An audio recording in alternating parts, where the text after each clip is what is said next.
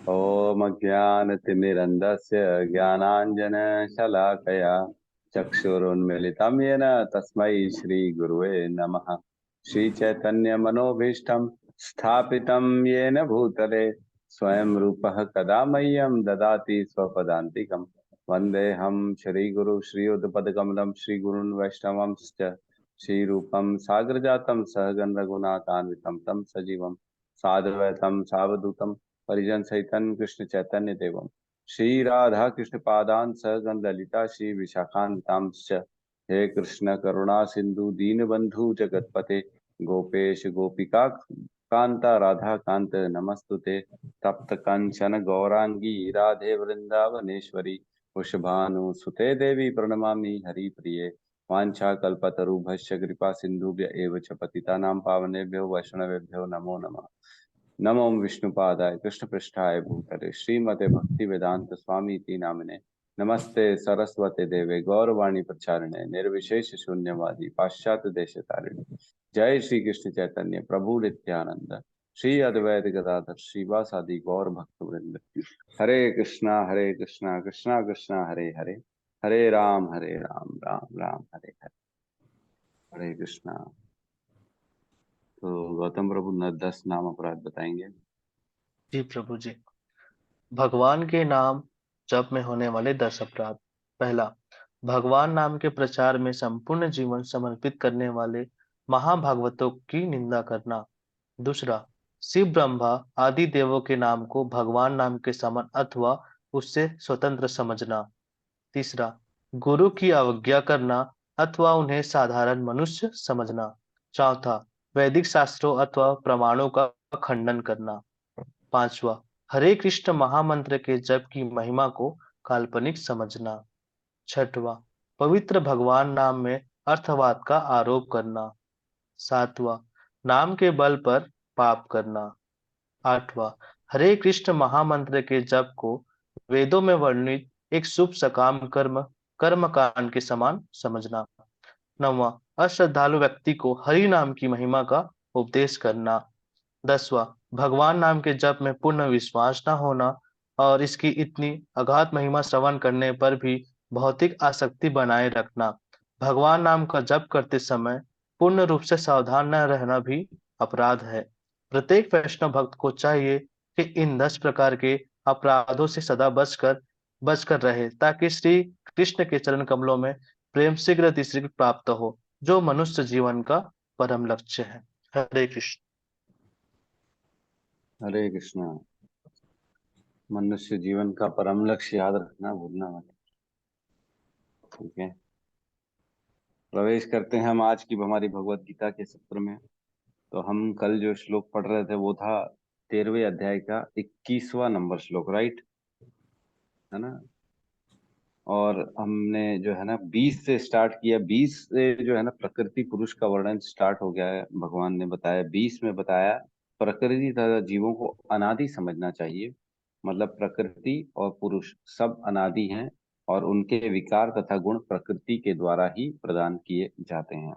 अब 21वें नंबर श्लोक में कल हमने बहुत गहरी चर्चा की थी। ठीक है, आज भी हम उसी में चर्चा करते हैं। 21 में ही थे ना अपन। राइट। कार्य कारण कर्तृत्वे हेतुर प्रकृति उच्यते पुरुष सुख दुखानाम भोक्तृत्वे हेतुर उच्यते। अनुवाद। प्रकृति समस्त भौतिक कारणों तथा कार्यों की हेतु कही जाती है और जीव पुरुष इस संसार में विविध सुख दुख को के भोग का कारण कहा जाता है। तो कल हमने चर्चा की थी कार्य और कारण क्या क्या होता है, कार्य को क्या होता है और कारण क्या होता है। कौन बताएगा। कल ही चर्चा की थी हमने।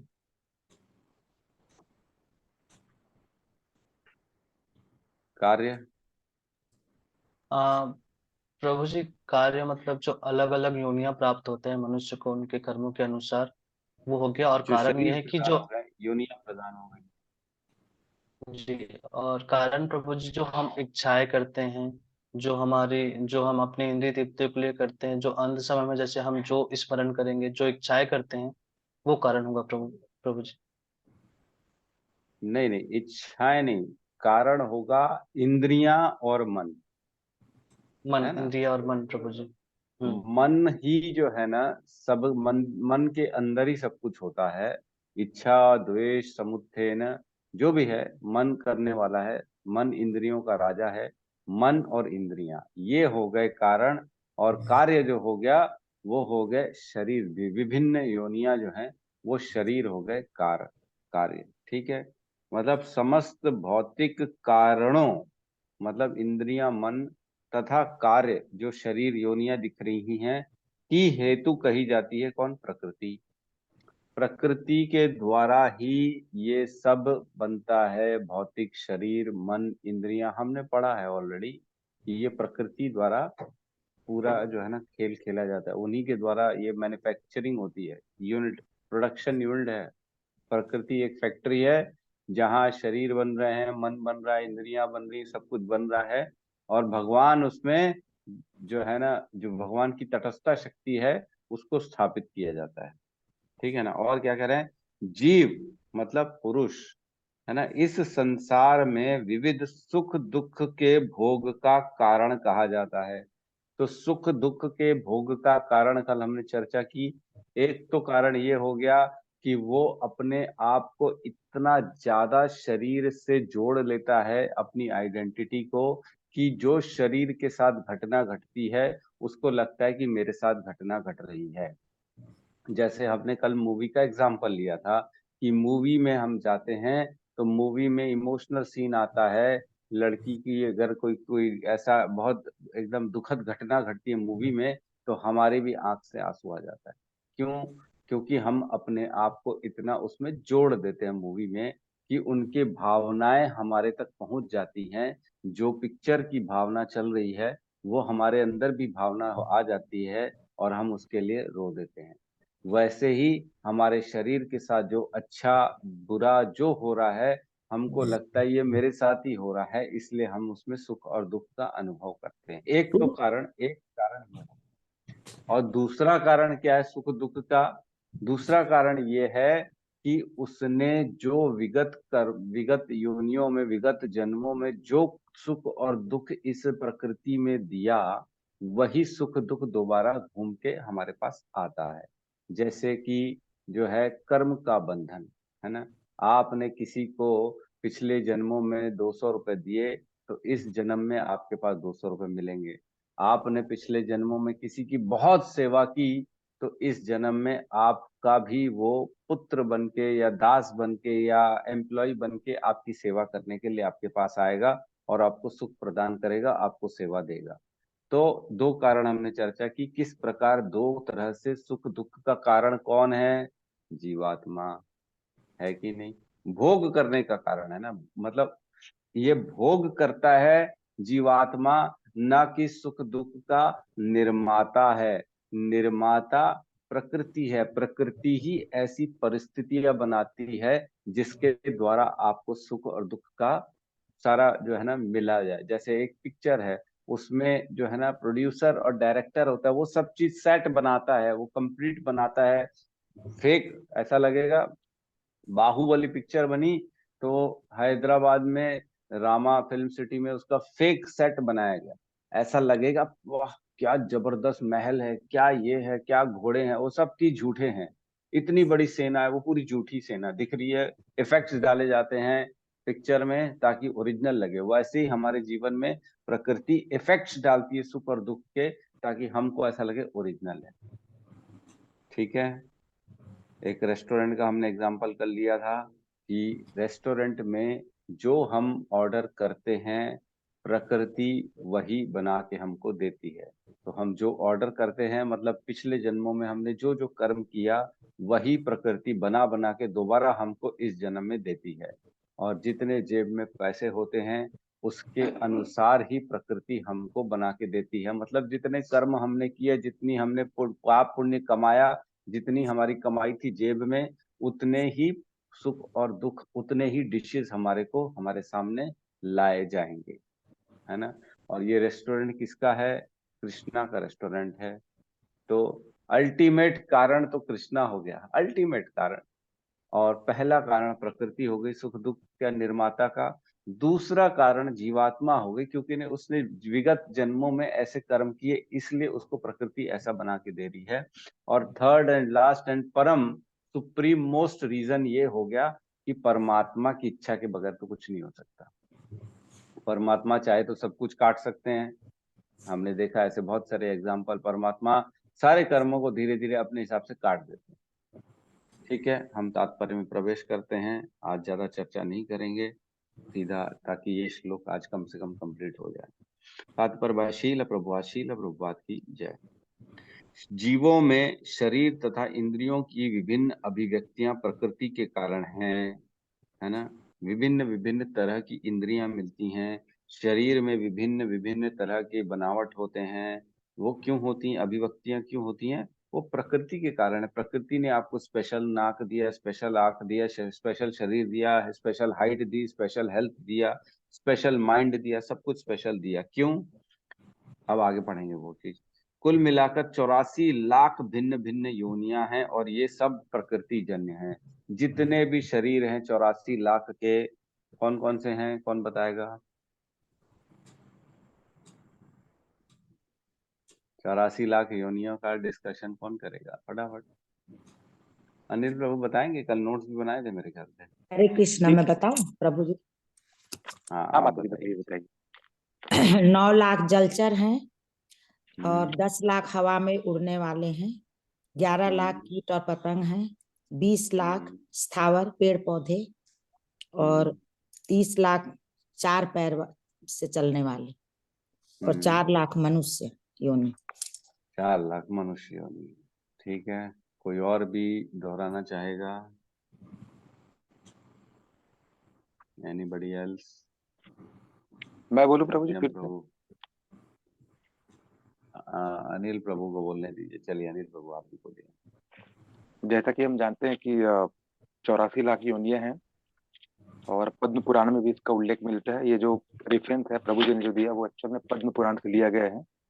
तो उसमें 9 लाख जल चर हैं, 10 लाख हवा में उड़ने वाले प्राणी हैं, 11 लाख कीट पतंग है जो छोटे छोटे हैं बहुत ही, 20 लाख प्रकार के पेड़ पौधे हैं छोटा बड़ा, 20 लाख, 30 लाख 4 पैर वाले हैं जिनके 4 पैर होते हैं, है ना, और 4 लाख मनुष्य को जाती है। ये सबका कैलकुलेशन आप करेंगे तो 84 लाख होता है, मतलब 84 लाख योनियां होती है।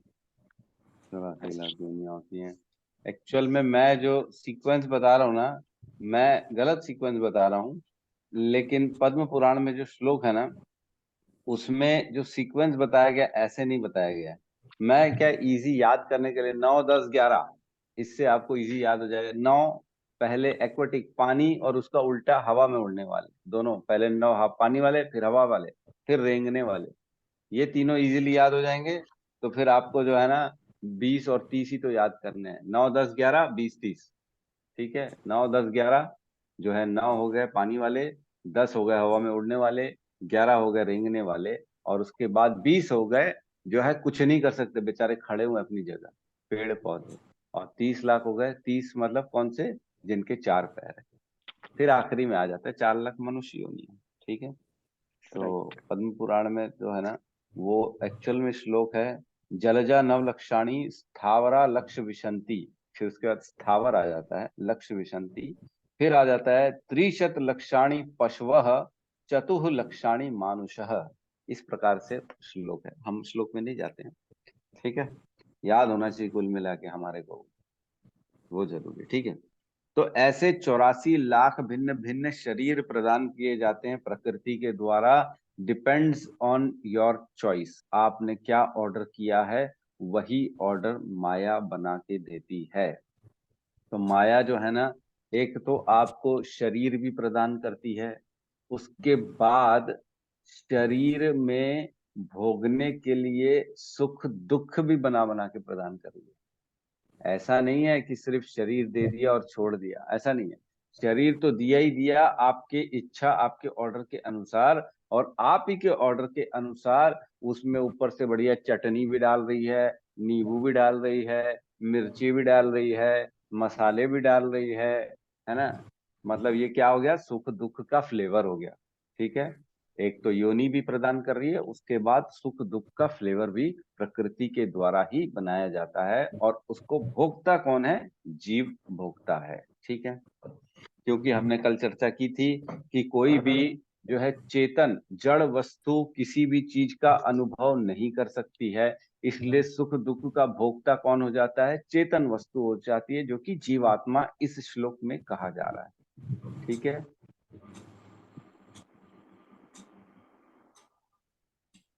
एक श्लोक प्रभु जी ने ले डाला है, बाद में चर्चा कर लेंगे। ठीक है, आगे बढ़ते हैं। जीव के विभिन्न इंद्रिय सुखों से ये योनि मिलती है ना। जीव की विभिन्न इंद्रिय सुखों से ये योनियां मिलती हैं। ठीक है,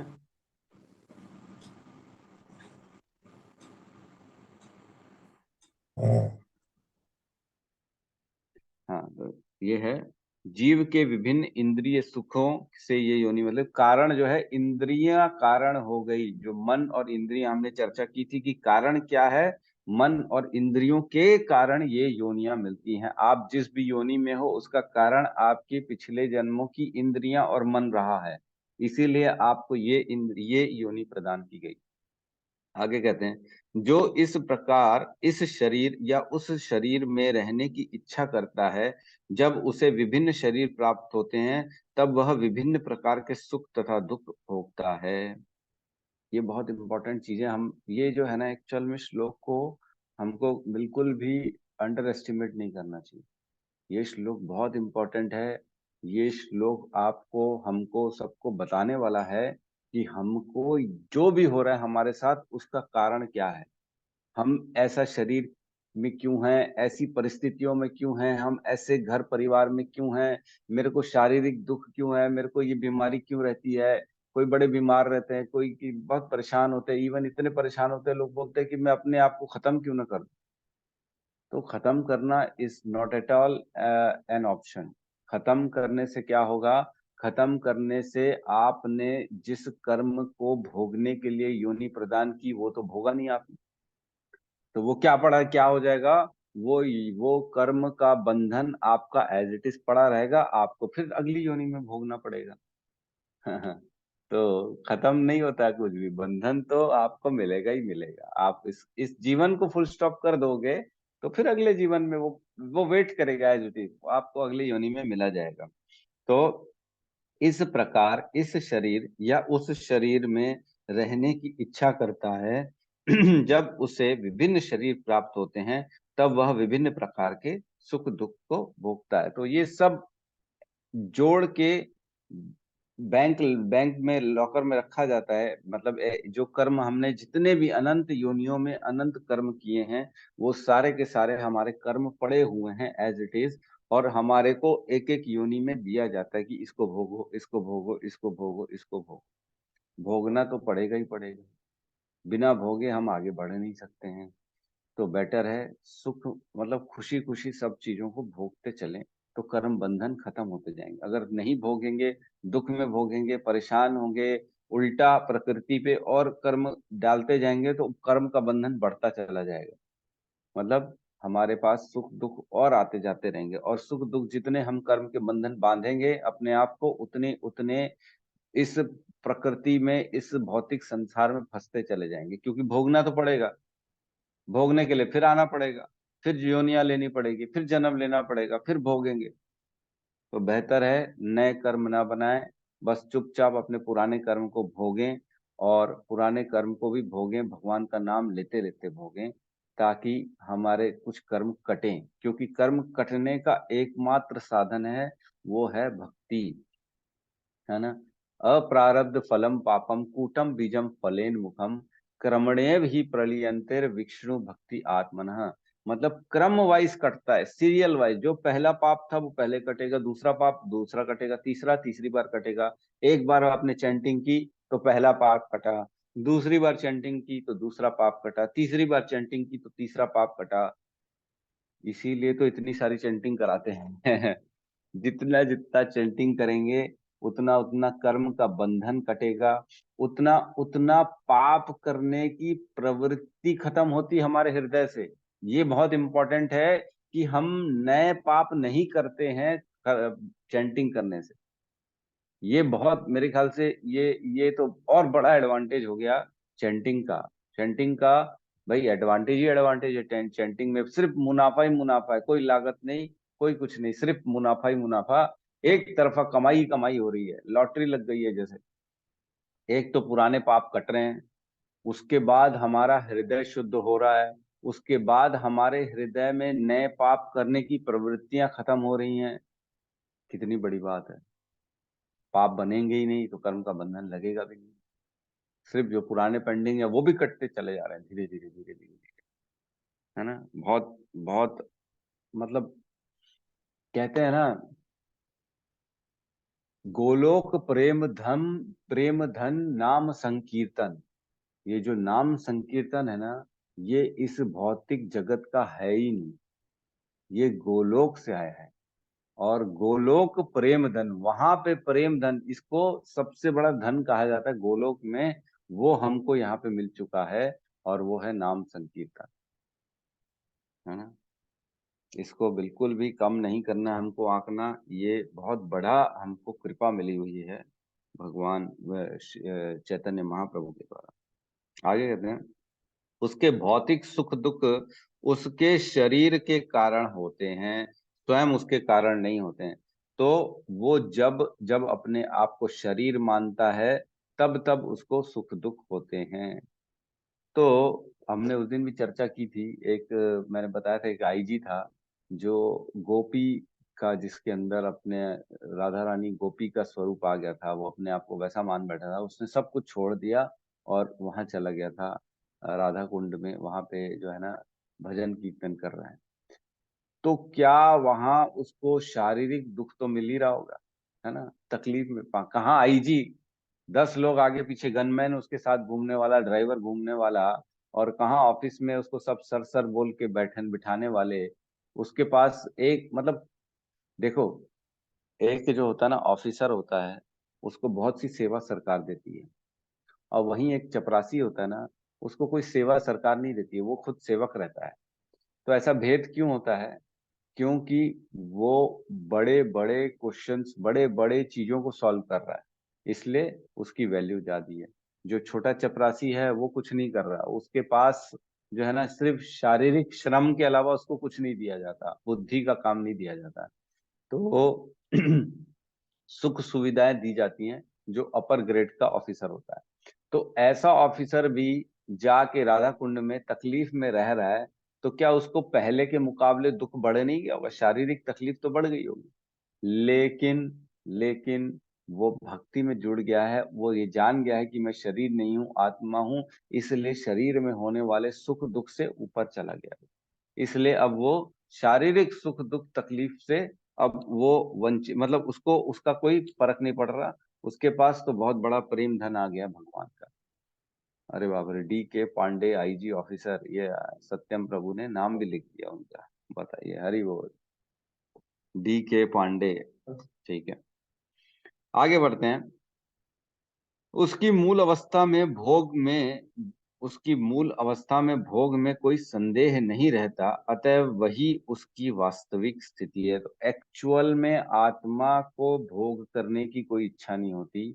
आत्मा तो भगवान की सेवा के लिए होती है। हमने पढ़ा था 8वें अध्याय में 8 क्वेश्चन, उसमें आत्मा का स्वभाव क्या है, तब उसके आंसर में हमने पढ़ा था आत्मा का स्वभाव है भगवान की सेवा करना और भगवान का प्रेम प्राप्त करना।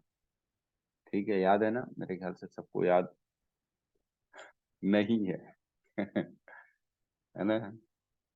8वें अध्याय में 8 क्वेश्चन पूछे थे अर्जुन ने, उनका आंसर भगवान ने दिया था। ब्रह्म क्या है, आध्यात्म क्या है ना, आदि देवम क्या है, आदि यज्ञ क्या है, और क्या आदि भूत क्या है, और प्राणय काल के समय का इम्पोर्टेंस क्या है, अंत काल के समय का इम्पोर्टेंस क्या है, ये सब चीजें पूछा था अर्जुन ने, जिसका भगवान ने आंसर दिया था।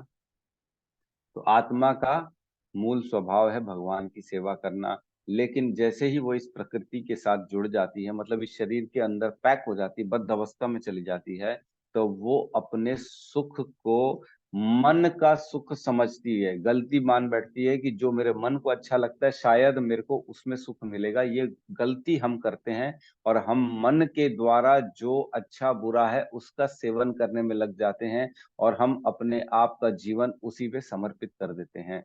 हमको लगता है शायद इसी में सुख है। तो ये हमारी अज्ञानता के कारण है। अविद्या शक्ति, हमने कल चर्चा की थी, अविद्या शक्ति के दो प्रकार होते हैं। कौन कौन से होते हैं, किसी ने लिखा है? जी प्रभु जी, आवरण और विक्षेप। आवरण और विक्षेप। आवरण क्या होता है? जो खुद को वास्तविक शरीर मानता है, वास्तविक शरीर नहीं समझ नहीं नहीं नहीं, मान। आवरण होता है अपने अपने शरीर मूल को भूलना, स्वभाव को, भूल जाना, अपने मूल नहीं, शरीर को कैसे, शरीर तो है ही नहीं ना यहाँ पे, आप मन को। समझिए। नहीं नहीं नहीं, मन नहीं। देखिए थोड़ी सी आवरण मतलब अपने मूल स्वभाव को भूलना। ठीक है, मेरा मूल स्वभाव क्या है? मेरे को मूल स्वभाव मेरा है कि मैं भगवान का सेवक हूं और मैं उनका अंश हूं। ये हो गया मूल स्वभाव। इसको जो भूल जाता है वो आवरण में है। अब विक्षेप जो होता है वो ये है कि मैं इस शरीर में हूं और ये मैं हूं, मतलब अपने आप को शरीर मान बैठता है। ठीक है, तो जैसे कुत्ते के शरीर में है, चाहे इंसान के शरीर में है, चाहे मच्छर के शरीर में है, तो हम अपने आप को वही मान बैठे। ठीक है, ये दो हो गई अविद्या। आगे हम बढ़ते हैं। उसकी मूल अवस्था में भोग में कोई संदेह नहीं रहता, अतएव वही उसकी वास्तविक स्थिति है। वह प्रकृति पर प्रभुत्व जताने के लिए भौतिक जगत में आता है। वैकुंठ लोक में ऐसी कोई वस्तु नहीं होती। वैकुंठ लोक शुद्ध है, किंतु भौतिक जगत में प्रत्येक व्यक्ति विभिन्न प्रकार के शरीर सुखों को प्राप्त करने के लिए कठिन संघर्ष में रत रहता है ना। एक श्लोक था ना, हमने पढ़ा था, मामेव अंश जीवलोक जीवभूत सनातन मना षष्ठानि इंद्रियाणि प्रकृते स्थानी कर्षति। है ना, इस प्रकृति में आके मन बुद्धि के, मन और इंद्रियों के कारण मेरे जितने भी अंश हैं वो सारे के सारे घोर संघर्ष में लग गए हैं। मन और इंद्रियों के कारण, सिर्फ और सिर्फ मन और इंद्रियों के कारण हम अपनी मूल अवस्था को पूर्ण करने के लिए अविद्या के कारण हम घोर संघर्ष में अपने आप को डाल देते हैं। जबकि खाने पीने की व्यवस्था भगवान ने सबकी कर रखी है। किसी को भी बगैर खाए पिए भगवान नहीं छोड़ते। तो जिनके प्रारब्ध में रहता है नहीं मिलेगा, उनको नहीं मिलता है, लेकिन बाकी सबको मिलता है। ठीक है, आगे करते हैं, आगे कहते हैं। कहाँ था मैं?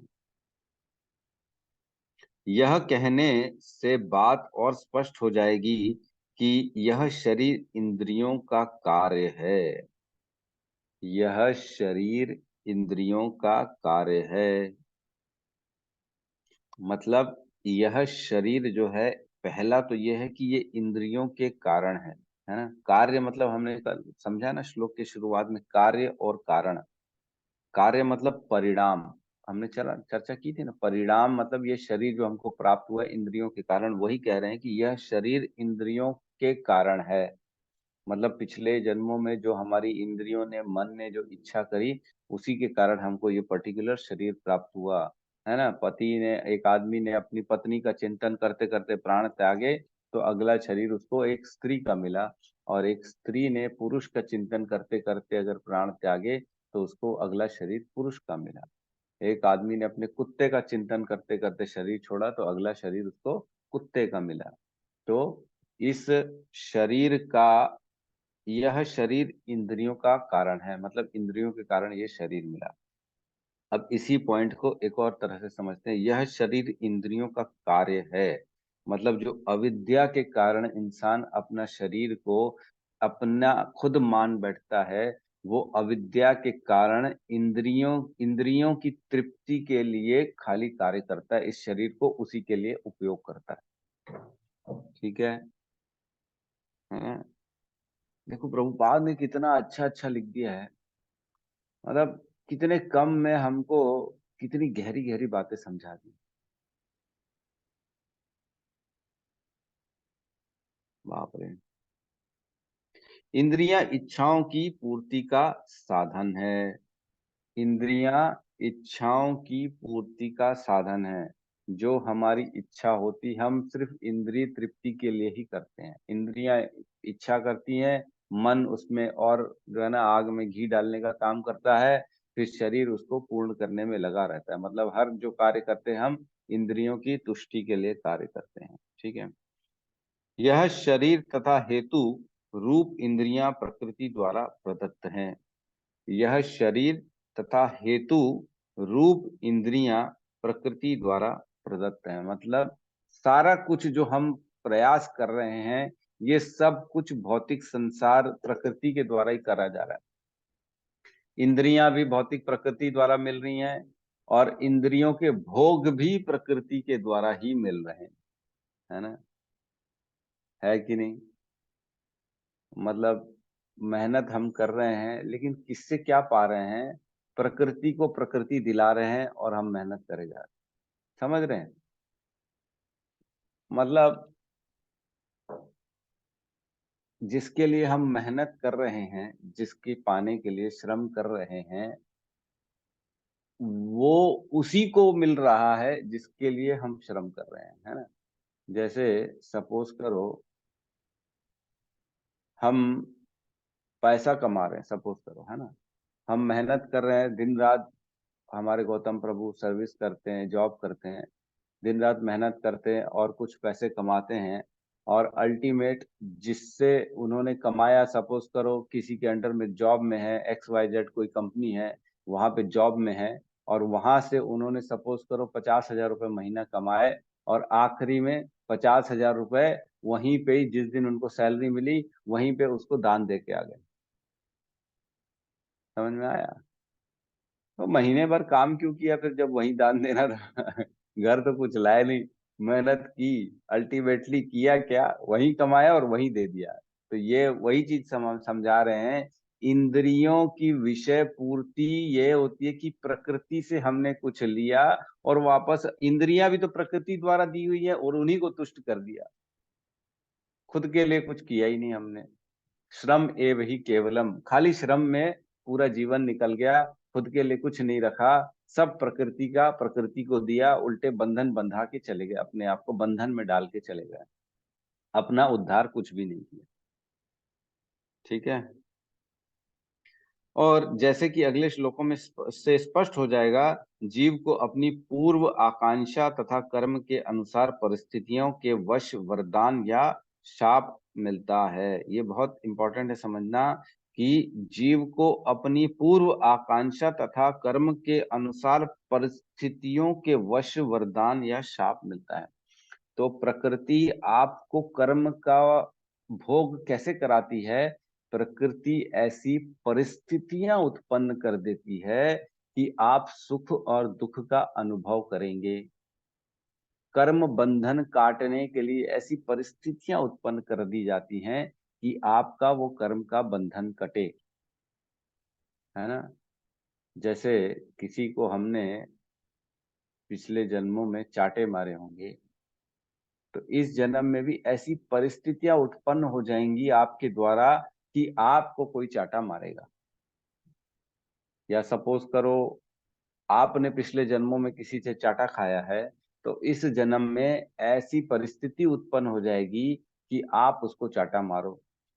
अब आपका विवेक है, अगर आप अज्ञान हो, अगर बद्ध अवस्था में हो, तो आप चाटा जरूर मारोगे ही मारोगे। लेकिन अगर आपके अंदर ये सब भगवत ज्ञान है, आप अगर समझते हो कि मैं कर्म के बंधनों में फंसा हुआ हूँ, सुख दुख सारा कुछ जो है ना, वो भगवान के द्वारा पहले से निर्धारित है, इसमें अपने आप को बांधना नहीं है। जब सब चीज मालूम रहेगी, तब आप संयम बरतते हुए अपनी तरफ से कोई ऐसा कर्म नहीं करोगे जिससे आपको प्रॉब्लम हो, जिससे कर्म के बंधन में फंसे। तो आप कहोगे प्रभु जी हमको तो कर्म का बंधन काटना है, तो हमको काटना है, लेकिन ये नहीं मालूम है कि हम आज जो चाटा मार रहे हैं वो हम पिछले जन्मों के कर्मों के कारण मार रहे हैं कि आज हम नया कर्म बना रहे हैं। ये किसी को नहीं मालूम होता है कि आज जो मैं कर्म कर रहा हूं वो नया कर्म बन रहा है कि पुराना कर्म कट रहा है। ये किसी को नहीं मालूम है, क्योंकि गहना कर्मणो गति, ये बहुत गहरी है। तो जो भक्त होता है वो हर स्थिति को सहता है, वो जो सुख दुख आता है उसके जीवन में उसको सहता है, लेकिन अपनी तरफ से, अपने शरीर से, अपनी इंद्रियों से, मनसा वाचा कर्मणा, वो कोई भी नया कर्म नहीं बनाता है जिससे किसी को सुख और दुख प्रदान हो, है ना। कोई भी ऐसा कर्म नहीं करेगा जिससे वो कर्म के बंधन में फंसे। ठीक है ना, समझ पा रहे हैं ना इसको? कोई प्रॉब्लम तो नहीं जा रही है इन सब चीजों में?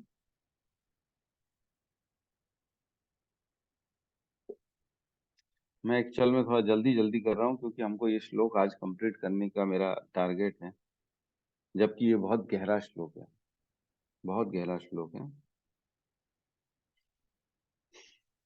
जीव की इच्छाओं तथा कर्मों के अनुसार प्रकृति उसे विभिन्न स्थानों में पहुंचाती है। जीव की इच्छाओं तथा कर्मों के अनुसार, जो विगत कर्म थे उसी के अनुसार आप वृंदावन पहुंचोगे, नहीं तो नहीं पहुंचोगे, आखिरी में आपका कैंसल हो जाएगा। आपकी विगत विगत कर्मों के कारण ही कोई जगह आप स्पेशल जाते हो, ट्रेन कैंसल हो जाती है, आधे में रुक जाती है, गाड़ी छूट जाती है। इसी कारण परिस्थितियां ऐसी बन जाती है कि आपको जबरदस्ती एक स्थान में जाना पड़ता है कर्मों के बंधन से मुक्त होने के लिए, है ना। जीव स्वयं ऐसे स्थानों में जाने तथा मिलने वाले सुख दुख का कारण होता है। क्यों हो रहा है?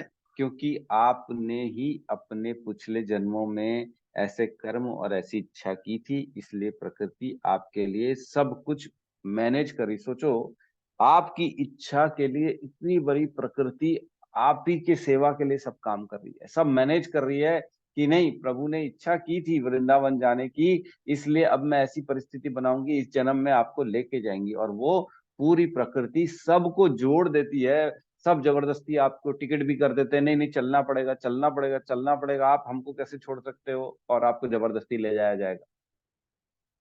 ये सब कौन कर रहा है? प्रकृति कर रही है। क्यों कर रही है? क्योंकि आपने ऐसी इच्छा रखी थी, आपके ऐसे कर्म थे कि आपको एक पर्टिकुलर स्थान में ले जाया जाए और वहां पे आपके भोग करने के लिए जो आपने कर्म बंधन बांध के रखे थे उससे आपको छुटकारा दिलाया जाए। इस प्रकार का शरीर प्राप्त हो जाने पर वह प्रकृति के वश में हो जाता है। एक प्रकार का शरीर, तो ऐसा नहीं है कि सिर्फ मनुष्य शरीर होता है, ऐसे अनेक योनियां हमने जी हैं। हम मच्छर भी बने हैं, हम मछली भी बने हैं, हम चींटी भी बने हैं।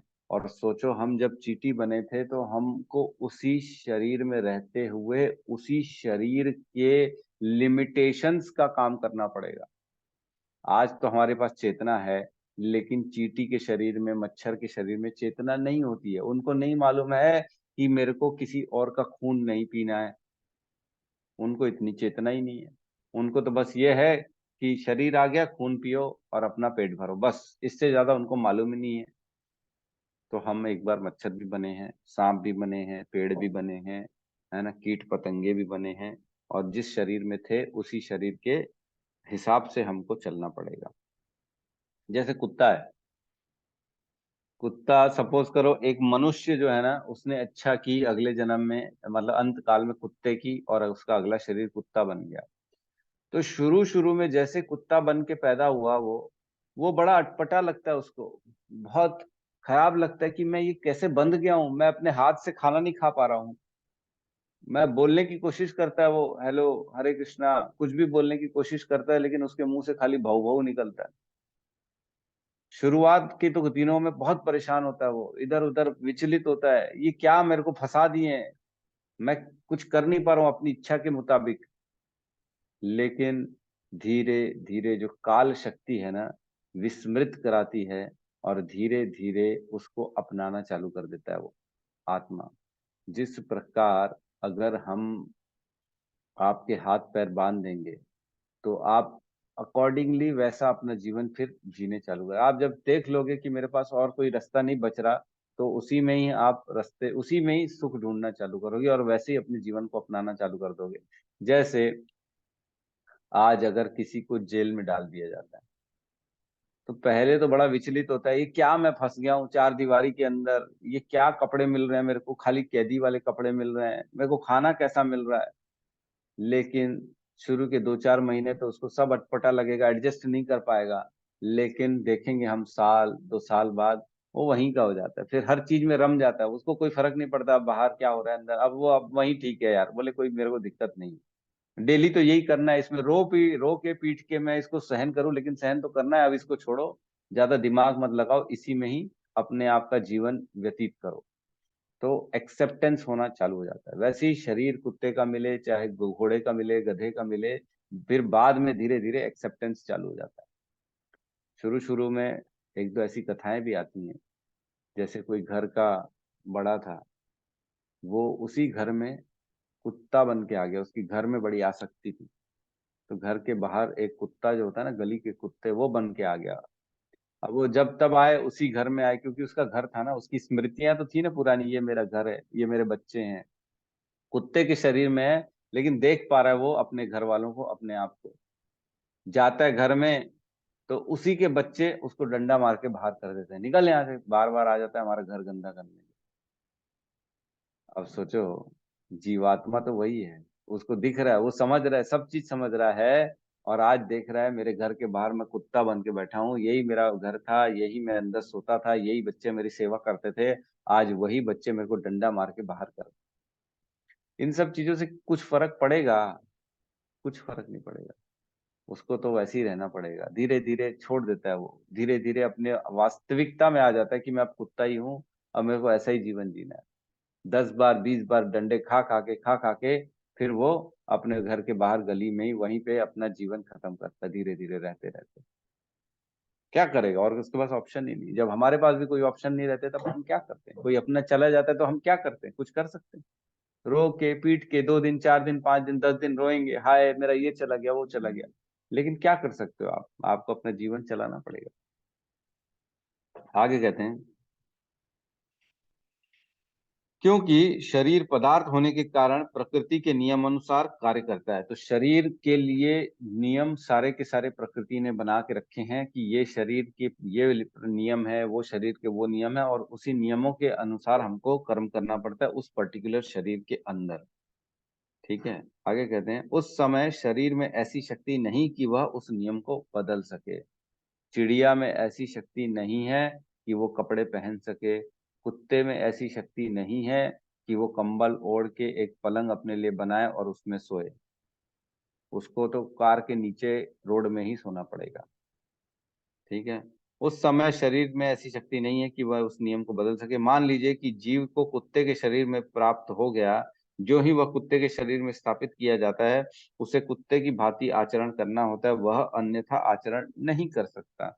वो हरे कृष्ण महामंत्र मुख से नहीं बोल सकता, वो हेलो हाय नहीं कर सकता, वो किसी को फोन नहीं लगा सकता कुत्ते के शरीर में। यदि जीव को सूकर का शरीर मिल प्राप्त होता है तो वह मल खाने तथा सूकर की भांति रहने के लिए बाध्य है। तो सुअर ये इच्छा नहीं कर सकता कि मैं पिज्जा खाऊं, सुअर ये इच्छा नहीं कर सकता कि मैं घी वाला पराठा खाऊं। सुअर के शरीर उसको बाध्य कर देगा कि तेरे को मल ही खाना पड़ेगा, और वो न चाहते हुए भी मल खाता है। उसको मालूम भी है कि ये नहीं खाना है, तो भी मजबूरी में खाता है, क्योंकि उसके पास आज कोई ऑप्शन ही नहीं है। जब भूख लगती है, हम भी देखते हैं, जब एक बोलते हैं ना, भूख में प्याज भी मीठा लगता है, एक कहावत है। तो जब भूख लगेगी तो आदमी जो रहेगा वो खाएगा। वैसे ही सूकर के साथ भी है, सुअर के साथ जब भूख लगती है उसको, तब जो जो मल भी मिलता है तो खा लेता है, वो मजबूरी में, क्या करेगा, उसके पास और ऑप्शन नहीं। धीरे धीरे धीरे धीरे धीरे उसका फेवरेट डिश बन जाता है। जैसे हम सोचते हैं ना, हमको कुछ चीजों में पहले शुरुआत में, जैसे बच्चों को बोलते हैं ना दही मेरे बच्चे नहीं खाते हैं, तो मैं बोला धीरे धीरे खिलाओ, जबरदस्ती खिलाओ, थोड़ा थोड़ा खिलाओ, मुंह कान बनाएंगे, अरे क्या खा रहे हैं, ये खा रहे हैं वो खा रहे हैं। अब धीरे धीरे मेरा बेटा खाना चालू कर दिया, अब उसको अच्छी लगती है, कोई प्रॉब्लम नहीं। तो इसका क्या मतलब है कि मल भी ऐसे ही सुअर को अच्छा लगना चालू हो जाता है, क्योंकि पहले उसको जबरदस्ती खिलाया जाता है, भूख लगती है, मर जाए, मरेगा कि खाएगा, बताओ क्या करेगा, मर फिर खाएगा ही खाएगा, मरना तो किसी को पसंद नहीं। यह प्रकृति का नियम है। अच्छा, इसी प्रकार यदि जीव को देवता का शरीर प्राप्त हो जाए तो उसे अपने शरीर के अनुसार कार्य करना होता है, यही प्रकृति का नियम है। लेकिन समस्त परिस्थितियों में परमात्मा जीव के साथ रहता है। देखो कितनी अच्छी चीज है, हर स्थिति में, हर परिस्थिति में परमात्मा जीव का साथ नहीं छोड़ रहे हैं। चाहे सुअर का शरीर हो, चाहे देवता का शरीर हो, चाहे कोई भी शरीर हो, परमात्मा हर साथ हर समय उनके साथ है। तो वेदों में मांडुक उपनिषद की में इसकी व्याख्या की इस प्रकार है। द्वा सुपर्णा सयुजा सखायः। परमेश्वर जीव पर इतने कृपालु हैं कि वह सदा जीव के साथ रहता है और सभी परिस्थितियों में परमात्मा रूप में विद्यमान रहता है।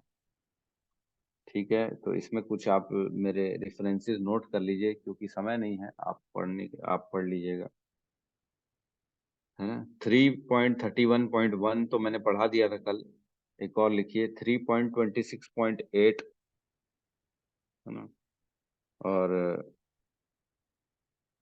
3.25.23 कि ये इसमें लिखा है कृष्ण की शरणागति करने से फिर जीवन में कोई दुख नहीं रहता। सुख दुख को काटना, उससे अलग होना अपने आप को, तो कृष्ण के प्रति समर्पण बहुत जरूरी है। और श्लोक हैं 7.6.4, 11.9.26 और 27 और 7.6.3।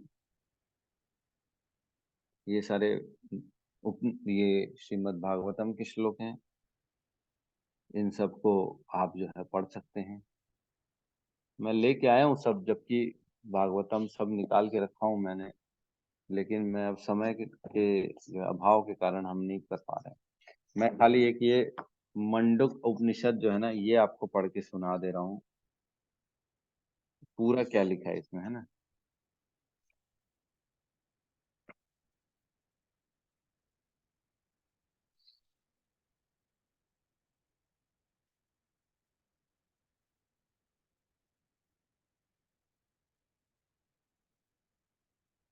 Three point one point one.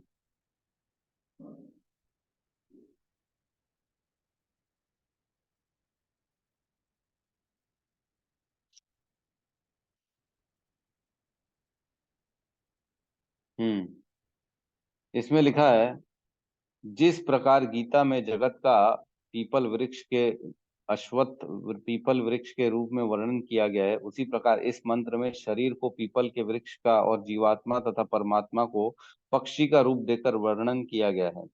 इसी तरह का वर्णन कठोपनिषद में भी गुह में प्रविष्ट छाया और धूप के नाम से आया है। भाव दोनों जगह प्रायः एक ही है।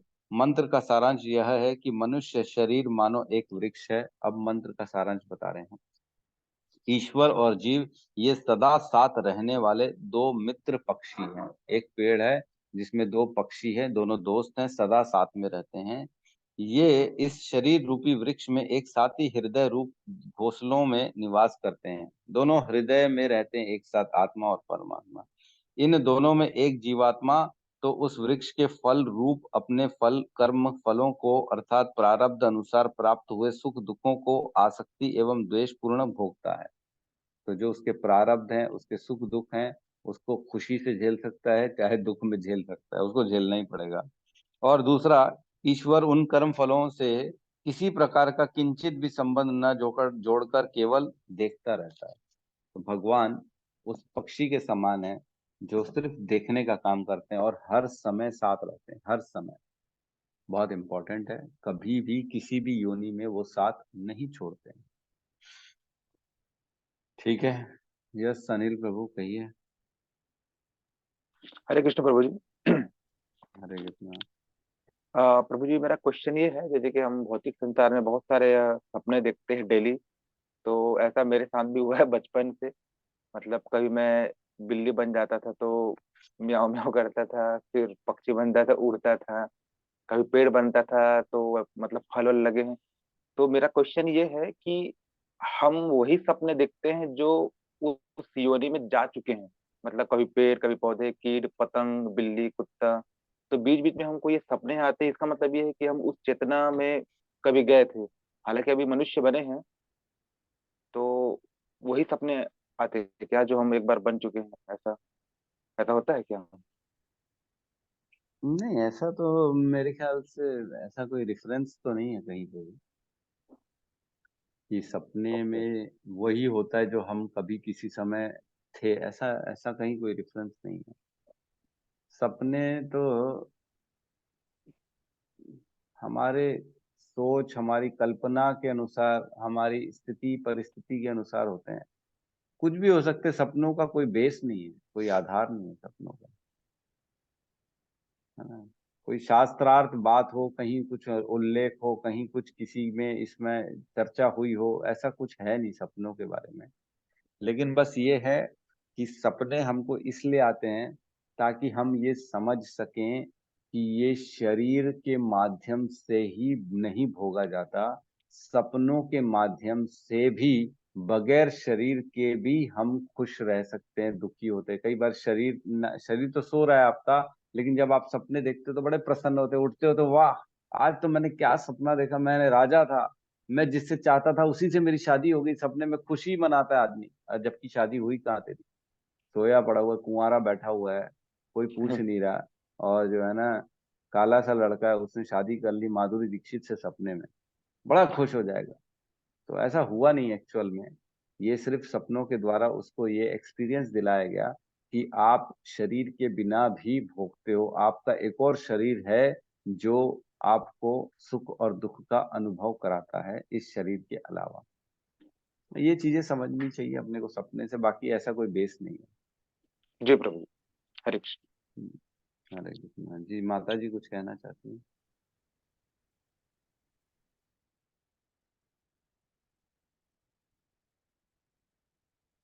धन्यवाद गौतम प्रभु। सावित्री माता जी, आपका हैंड रेज है, कुछ कहना जी चाहती हैं जी क्या? प्रभु जी। अरे कहिए माता जी। प्रभु जी, हम भगवान का नाम लेते हैं तो हमारे भूख कटते हैं, लेकिन कल यहाँ हम्म। बॉम्बे में सब भगवान का जुलूस निकाल रहे थे।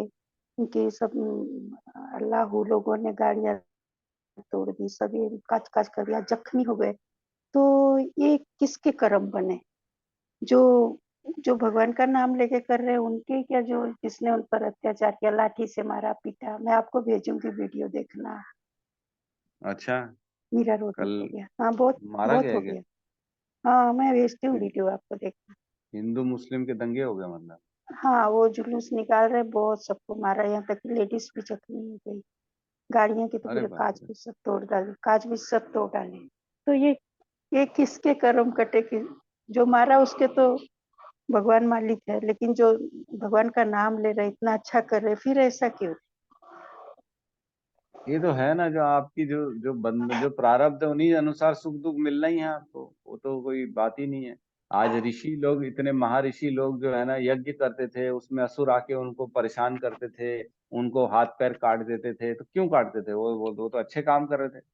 लेकिन इसका मतलब ये नहीं है कि आपको जो है ना सुख दुख नहीं आएगा। भक्ति करने का मतलब ये है कि सुख दुख तो आएगा ही आएगा प्रारब्ध के अनुसार। तो भगवान का नाम लोगे तो भी सुख दुख तो कटेगा ही कटेगा। जो आपने गलत सलत किया वो प्रारब्ध अनुसार मिलेगा ही, आपको मिलेगा। और जो कर रहा है, जो उनको तकलीफ दे रहा है, उनके तो कर्म नए बन ही रहे हैं। वो तो बुरी तरह से आगे नरकों में, घोर नरकों में वो वास करेंगे। उनका तो दूर दूर तक कभी भी मुक्ति की कोई संभावना नहीं काफी लोग प्रभु जी, बहुत कुछ, लेडीज इंजर्ड हो गए, बहुत जन इंजर्ड हो गए, सब गाड़ी के कांच भी तोड़ डाले सब। वही मैं बोला, बेचारे भगवान का नाम ले रहे तो भी है। क्या बोल रहे हैं। आप डालिएगा ना वीडियो आज ग्रुप में, हम अभी देखते हैं। ग्रुप में डालने नहीं आता प्रभु जी, आपको डालती हूँ, आप डाल दीजिए। मैं हाँ, भेजती हूँ मेरे तो को भेज। जाता नहीं है, जाता नहीं है, ठीक है मैं ठीक है, भेजती हूँ तो जाता नहीं है प्रभु जी। हरे कृष्णा। ठीक है, मेरे को भेज दीजिएगा। हरे कृष्ण। ठीक है, तो यस गौतम प्रभु कहिए। हाँ प्रभु जी, एक बस पूछना था। प्रभु जी, जैसे कि कल तो सभी भगवान के नाम ले रहते हैं, पर जैसे कि कहते हैं कि अगर भगवान का नाम, अगर हम जैसे भी जिस स्थिति में भी ले, उनका असर पड़ता है। तो जैसे उन्होंने आज कल मतलब भगवान का नाम लिया, फिर अगर कुछ जैसे कल अब फिर से कुछ उन्होंने ऐसा काम कर दिया, मतलब गलत काम, तो फिर वो खत्म हो जाएगा ना प्रभु जी, कि उसका फल अलग से ही वो पड़े रहेगा, जो भगवान का नाम लिए वो। देखो, राम भगवान का नाम तो अपना असर करेगा ही करेगा, उसको कोई भी नहीं काट सकता। लेकिन अगर कोई पाप करेगा तो पाप तो उसको भोगना पड़ेगा। तो क्या होगा, नाम का जो असर है ना, वो वेट करेगा, पहले पाप भोग ले, फिर नाम का असर उसके जीवन में आएगा आगे चल के। जैसे हमने चर्चा की ना, फिक्स डिपॉजिट होता जाता है, थोड़ा थोड़ा थोड़ा थोड़ा। बहुनाम जन्मनाम अन्ते ज्ञानवान माम प्रपद्यते, वासुदेवम सर्वम इति सह महात्मा सुदुर्लभ। मतलब वासुदेव सर्वम इति, ये मानने के लिए, जानने के लिए, ज्ञान समझने के लिए उसको बहुत सारे जन्म लग जाते हैं, बहुत जन्मों तक। किसी जन्म में एक बार राम का नाम लेकर, जैसे सपोज करो, आज जो मार रहे हैं ग्रुप में, जो उन लोगों को पत्थरों से पीट रहे हैं, वो भी बोल रहे होंगे, अरे राम वाले आ गए, उनको मारो मारो, राम वाले आ गए। तो उनके मुंह से राम निकला, तो वो राम जो निकला, वो डिपॉजिट हो गया उनके फिक्स डिपॉजिट में। लेकिन उन्होंने कर्म किया कौन सा, पाप का। उन्होंने मारे, डंडे पत्थर मारे, भक्तों को जो है ना तकलीफ दी, तो ये जघन्य अपराध हो जाएगा। तो ये जघन्य अपराध भोगने के लिए उनको नरकों में भेजा जाएगा और गंदी योनियों में भेजा जाएगा। लेकिन वो राम का नाम जो है ना, वो फिक्स डिपॉजिट में चला गया है, वो उनको मिलेगा ही मिलेगा, वो कभी नहीं कटेगा। वो ऐसे जब थोड़े थोड़े थोड़े थोड़े थोड़े हर जन्म में एक बार दो बार, एक बार दो बार भगवान का नाम लेंगे, तब बहुत जन्मों के बाद, बहु नाम जन्म नाम अंते, तब उनको ये ज्ञान आएगा इसी जन्म में कि भाई कृष्ण ही सब कुछ है। फिर वो भक्ति में आएंगे। ठीक है, क्लियर है प्रभु जी? जी प्रभु जी। हम्म।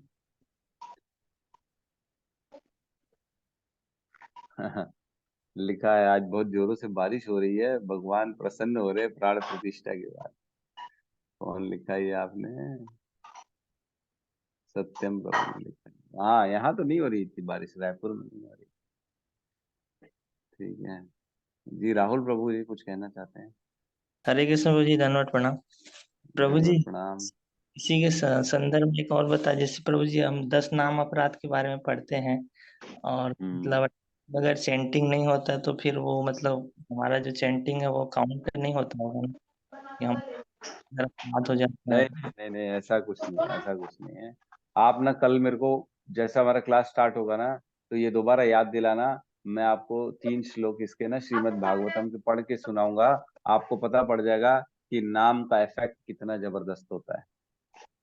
ठीक है, जी जी प्रभु। कल हम शुरुआत में याद दिलाना, तो पहले ये 3 श्लोक पढ़ लेंगे ताकि आपका डाउट क्लियर हो जाए। जी प्रभु जी, हरे कृष्ण। ठीक है, हरे कृष्णा। तो हम यहाँ पे क्लास क्लोज करते हैं। ठीक है, सत्यम प्रभु कुछ कहना चाहते हैं क्या? जी प्रभु जी, कुछ पूछना था 2 मिनट के लिए प्रभु जी। प्रभु जी, जैसे मैं बहुत से लोगों को देखता हूँ ना कि जैसे ड्रिंक और नॉन वेज ये सब करते हैं प्रभु जी। लेकिन मैं यहाँ पे अपने कंपनी में एक चीज और देखता हूँ, स्पेशल कैटेगरी की, मतलब जैसे जब जब जैसे कोई फेस्टिवल आता है, जैसे दिवाली हो गया, गणेश चतुर्थी हो गया, 26 जनवरी हो गया, मतलब बहुत सारे फेस्टिवल इस तरह से इवेंट पड़ते हैं। उस दिन भी मतलब लोग मतलब स्पेशली करते हैं ऐसा करके। तो ऐसे लोगों को क्या होगा? जैसे अब कल प्राण प्रतिष्ठा थी तो तब भी की, मतलब यहाँ पे मैंने देखा 500 वर्ष बाद, मतलब इतना अच्छा काम हुआ उसके बाद भी मतलब लोग उसको ही खुशी मानते हैं, मतलब और इस प्रकार से ड्रिंक और नॉनवेज ये सारी चीजें करते हैं। हम्म। क्या होगा, मतलब ये तो कर्मों के अनुसार होगा ही होगा, जो जैसा करेगा वैसा भोगेगा। इसमें कोई, ये देखो, आपको बताया ना, जैसे बूंद बूंद करके घड़ा भरता है। एक बड़ी सी बाल्टी है, उसमें एक बूंद ड्रॉप डालोगे तो कहाँ जाएगा? वैसे ही ठीक है, इन्होंने भगवान के नाम में, भगवान की प्राण प्रतिष्ठा में अपने आप को प्रसन्न किया। उन्होंने कम से कम ये भाव आया कि पार्टी करते हैं, आज भगवान की प्राण प्रतिष्ठा हो। तो ये जो एक बूंद है ना, सिर्फ एक बूंद, ये उनकी स्वीकृतियों में जाएगा। और बाकी पूरा जो है ना, एक बाल्टी भर के जल जो उन्होंने दारू पी लिया और नॉनवेज खा लिया, ये सब गंदा मांसाहार किया, ये बहुत जबरदस्त जघन्य अपराध है। ये उतना बड़ा, मतलब एक बूंद आपने स्वीकृति की और एक ड्रम भर के आपने पाप कर दिए। तो अब ऐसे कितने जन्म लगेंगे कि वो बूंद बूंद बूंद बूंद बूंद बूंद करके वो ड्रम भरे हैं। और ऐसे ड्रम को भोगने के लिए कितने जन्म लगेंगे कि वो ड्रम का पानी खत्म हो खत्म हो खत्म हो। तो ऐसा है कि बहुत सी योनियों में जाना पड़ेगा, गंदी योनियों में, नीचे की योनियों में। फिर उनके बाद जो उनको मनुष्य जीवन मिलेगा वो भी इतना अच्छा नहीं मिलेगा, क्योंकि पिछले जन्म कर्मों के अनुसार ही उनको योनियां मिलती हैं। कभी भी कर्म जो है ना, गंदे कर्म, पाप पुण्य नरक में भोगने से कटते नहीं हैं, है ना। ऐसा नहीं बोल सकते कि मैंने पाप किया, उसको जो सजा मिली नरकों में, बहुत गंदे नरकों में उसको यातनाएं मिली अरबों सालों तक, अब दोबारा मनुष्य का जीवन मिला है तो अब एकदम जीरो से स्टार्ट होगा, ऐसा नहीं होता। जो कर्म थे वो एज इट इज मनुष्य योनि में भी आते हैं। वो तो सिर्फ आपको उसकी भोग योनि थी, आपको भोग कराया गया, अब दोबारा उसी बेस पे आपको जीवन मिलेगा और दोबारा कर्म के बंधन आपको लगेंगे, छूटते नहीं है। तो सोच के बड़ा मैं चिंतित हो जाता हूँ कि जो बेचारे अज्ञान में, जिनको नहीं मालूम है कि एक बार नॉनवेज खाने से, एक बार दारू पीने से कितना बड़ा अपराध कर रहे हैं हम, कितने जन्मों तक भोगना पड़ेगा, कितने गंदे कर्म बना रहे हैं हम, नरकों में भी जाएंगे, उसके बाद इस योनि में भी आएंगे तो भी जो है ना, आपको दरिद्रता, कष्टपूर्वक जीवन, अपंग, विकलांग, ये सब जीवन मिलेंगे, है ना। कहीं जब देखते हैं ना, कितने सारे बच्चों के माँ बाप नहीं है, बेचारे आश्रमों में ऐसे ही पल रहे हैं जिनको कुछ मिल नहीं रहा है। ऐसा जीवन जीना पड़ेगा, पशुओं की भांति जीवन जीना पड़ेगा, क्योंकि हमने इस जीवन में पशुवत आचरण किया। जो सोचता नहीं है, जो विवेकी नहीं है, वो पशुवत आचरण करता है। उसको अपने कर्मों के अनुसार अगली योनि में पशु का जीवन जीना पड़ेगा, मनुष्य होते भी पशु का जीवन जीना पड़ेगा। भोग अलग करेगा, नरकों में अलग भोग भोग करके आएगा, वो सब जो जो नरक लिखे उसमें भोगेगा, और जितना समय यमराज जी उसको पनिशमेंट देंगे उतना भोग के आएगा। मनुष्य योनि जब मिलेगी तो भी उसको पशुवत जीवन मिलेगा। तो कितने सौभाग्यशाली हैं हम सब लोग, आप सब लोग, हम लोग, जिनको भगवान का नाम का आश्रय, प्रभुपाद जैसे हमारे आचार्य गुरु जो निकले, उनकी हमारे को वाणी सुनने को मिली। चैतन्य महाप्रभु द्वारा जो भगवान का नाम का आंदोलन है उसके हम हिस्से बन पाए, ये बहुत बहुत बहुत बहुत अति अति में दुर्लभ है। प्रधानमंत्री बनना भी इजी है और इस मिशन में जुड़ना दुर्लभ है। यही एक समय है जब हम इस पूरे काल चक्र से बाहर निकल के, जन्म मृत्यु के चक्र को छोड़ के बाहर निकल सकते हैं। नहीं तो दोबारा अगर जन्म मृत्यु में फंस जाएंगे तो कितनी सारी योनियां होंगी जिसमें कभी हो सकता है प्रधानमंत्री भी बन जाए, कोई बड़ी बात थोड़ी है, हो सकता है प्रेसिडेंट बन जाए, हैं। लेकिन फंसे तो यहीं रहेंगे, फिर कीटे पतंगे बनना पड़ेगा, प्रधानमंत्री बनेंगे, देवता बनेंगे, फिर सुअर भी बनना पड़ेगा। लेकिन इस चक्र से बाहर निकलने का जो एक फॉर्मूला है वो नहीं मिल पाएगा, वो हमको अभी मिल चुका है। ठीक है, तो बहुत बहुत धन्यवाद। सब मिल के हरे कृष्ण महामंत्र का जाप कर लेते हैं। हरे कृष्णा हरे कृष्णा कृष्णा कृष्णा कृष्णा कृष्णा हरे हरे, हरे राम हरे हरे राम राम राम राम हरे हरे हरे। हरे। हरे कृष्ण। सभी भक्त वृंद की जय। जय जगत गुरु जगत श्रील गुरु श्री प्रभुपाद की प्रभुपाद जय। की जय। जय। जय गौर वंदे हरि हरि बोल। हरि बोल हरि बोल। हरि बोल हरि